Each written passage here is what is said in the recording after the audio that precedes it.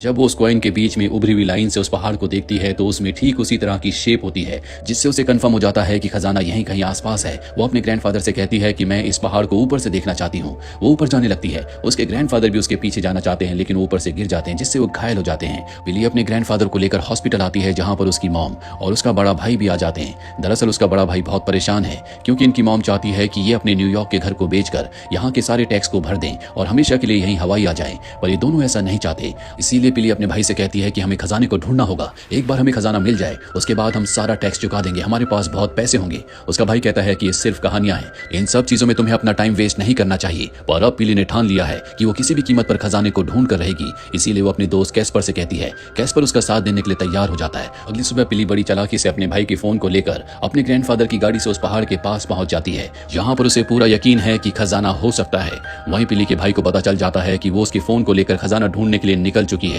इसीलिए वो अपने फोन को ट्रैक करता है ताकि उसे उस लोकेशन के बारे में पता चल जाए जहां पर बिली गई है। जल्दी उसे लोकेशन के बारे में पता चल जाता है और अब वो भी उस पहाड़ की तरफ निकल जाता है। वहीं हमें कैस्पर और बिली को दिखाया जाता है जो पहाड़ पर पहुंच चुके हैं, और तभी वहां पर उन्हें एक निशान दिखता है। वैसे ही निशान किताब में भी होता है, यानी कि ये सही जगह पर है। बिली को पूरा यकीन है कि जल्दी वो खजाने तक पहुंच जाएगी।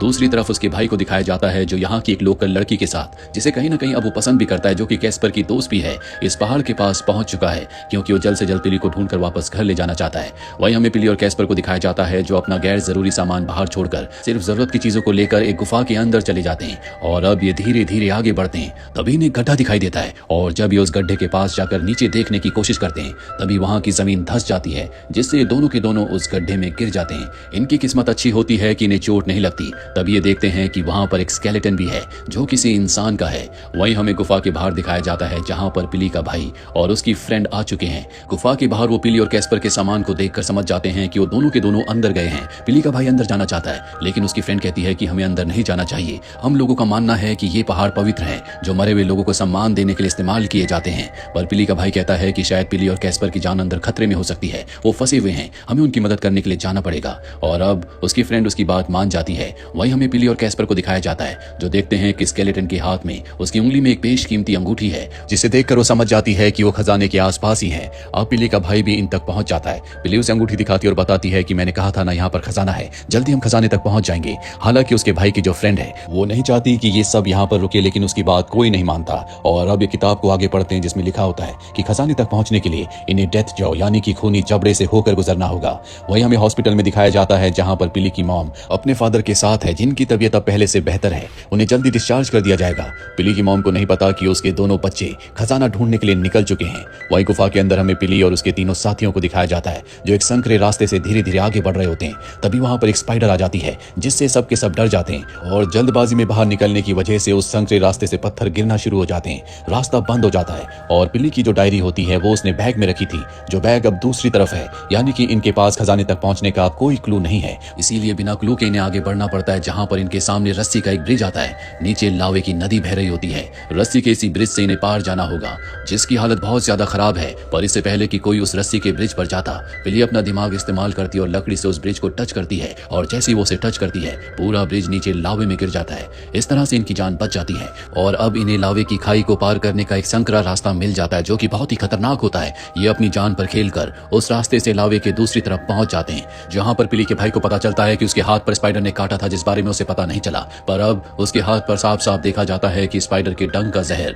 उसके शरीर में फैल रहा है। वो कैस्पर से पूछता है कि अब हमें क्या करना चाहिए। कैस्पर कहता है कि जल्दी तुम्हें बुखार आएगा, और अगर तुम्हें हॉस्पिटल ना ले जाया गया तो तुम्हारी हालत बहुत ज्यादा खराब हो जाएगी। बिली का भाई कहता है कि इस बारे में हम बिली को और मेरी फ्रेंड को कुछ नहीं बताएंगे, हमें जल्द से जल्द यहाँ से बाहर निकलने का रास्ता ढूंढना होगा। ये चारों के चारों यहाँ से आगे बढ़ जाते हैं, जहाँ पर एक जगह ऐसी होती है जहाँ ऊपर पत्थर इस तरह से चमक रहे होते हैं जैसे तारे हों।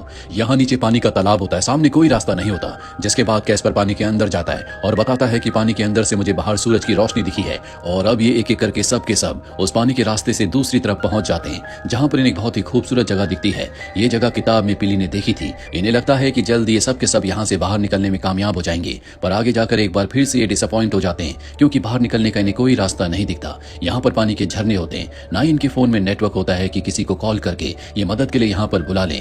ये सब के सब यहाँ पर फंस चुके हैं। बिली और कैस्पर बाहर जाने का रास्ता ढूंढ रहे होते हैं, क्योंकि बिली के भाई की हालत धीरे धीरे खराब हो रही है। उसके साथ जो उसकी दोस्त होती है अब कहीं ना कहीं उसे पसंद करने लगी है। वहीं बिली और कैस्पर जब बाहर जाने का रास्ता ढूंढ रहे होते हैं तो उन्हें बहुत सारे स्केलेटन स्केलेटन दिखते हैं। वो समझ जाते हैं कि जब पायरेट्स यहाँ पर खजाना छुपाने के लिए आए होंगे तो जो 2 मेन पायरेट्स थे उन्होंने सबको मार दिया ताकि किसी को यहाँ का राज पता ना चले, इसीलिए यहाँ हर जगह स्केलेटन होते हैं। बिली को याद आता है कि जो उसने किताब में डायरी में ड्राइंग देखी थी जो इसी जगह की थी, वहाँ ऊपर 3 बैग्स थे पर अब वहाँ पर 2 बैग्स हैं। तीसरे बैग की सिर्फ रस्सी होती है। इसका मतलब यह है कि तीसरा बैग को यहाँ से ले गया, जिसके बाद कैस्पर और बिली का भाई उस तीसरी रस्सी को खींचते हैं और जैसे ही वो उस रस्सी को खींचते हैं तो वहाँ का एक सीक्रेट डोर खुल जाता है। ये सब के सब उस डोर के अंदर जाते हैं और अंदर जाने के बाद इन्हें अपनी आंखों पर विश्वास नहीं होता क्योंकि वहाँ पर खजाना है। ये खजाना इतना ज्यादा होता है जिसके बारे में ये सोच भी नहीं सकते थे। वहीं हॉस्पिटल में हमें बिली की मॉम और उसके ग्रैंडफादर को दिखाया जाता है। बिली की मॉम बार बार अपने बेटे को कॉल कर रही होती है लेकिन उसका फोन नहीं लग रहा होता और तब वो अपने बेटे की फोन की लोकेशन देखती है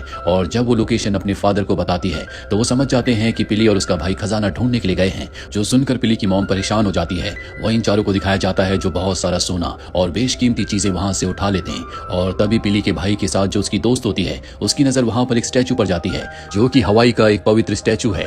वो बताती है कि हमें यहाँ से कुछ नहीं ले जाना चाहिए, ये एक पवित्र टूम है जिसके अंदर लोगों की डेड बॉडीज को सम्मान देने के लिए रखा जाता है और यहाँ पर जितना भी खजाना है ये उन्हें एक तरह की भेंट चढ़ाई गई है। इसीलिए उसने जितनी भी बेशकीमती चीजें उठाई थी वो सब की सब वापस रख देती है। एक एक करके सब अपनी चीजों को वापस रख देते हैं लेकिन बिली का भाई इन बातों पर विश्वास नहीं करता।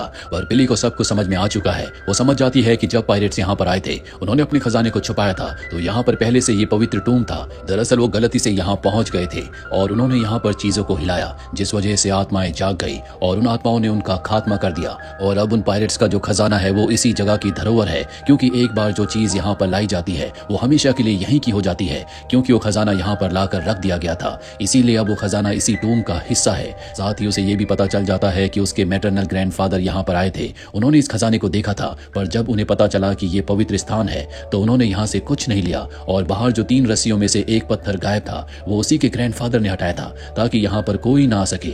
वहीं बिली के भाई को सब समझाने की कोशिश करते हैं पर वो कहता है कि मैं आत्माओं पर विश्वास नहीं करता, ये खजाना मेरा है। और तभी गुफा यानी कि टूम के अंदर से जोर जोर की आवाजें आने लगती है, साथ ही नीले रंग की मशालें जल जाती है, जमीन थर्राने लगती है। ये सब के सब समझ जाते हैं कि अब वो आत्माएं आने वाली है। बिली के भाई की दोस्त कहती है कि अगर तुम्हारे सामने कोई भी आत्मा आए तो तुम अपनी आंखें मत खोलना। और अब बिली का भाई बहुत सारी कीमती चीजों से अपना बैग भर लेता है। ये सब के सब यहाँ से निकलने लगते हैं और तभी इनके सामने एक बहुत बड़ा झरना आ जाता है। एक एक करके सब उसमें कूद जाते हैं। बिली का भाई बेहोश हो जाता है क्योंकि उसके शरीर पर अब मकड़ी का जहर फैल रहा है पर उसकी दोस्त उसे बचाकर किनारे पर ले आती है। यहाँ पर इतनी तेज आवाजें आ रही होती है कि इन्हें अपने कान बंद करने पड़ते हैं। अभी सबके सब वहां से बाहर निकलने में कामयाब हो जाते हैं। बाहर अंधेरा हो चुका है। यहाँ पर बिली की मॉम भी पहुंच चुकी है। ये सब के सब एक घर में छुप जाते हैं लेकिन वो आत्माएं इनके आसपास हैं। तभी बिली को याद आता है कि उसके भाई के बैग में टूम से लाई हुई कुछ चीजें हैं जो कि उस खजाने का एक हिस्सा है। वो उसे एक बास्केट में रख देती है और तभी वहां पर एक आत्मा आती है।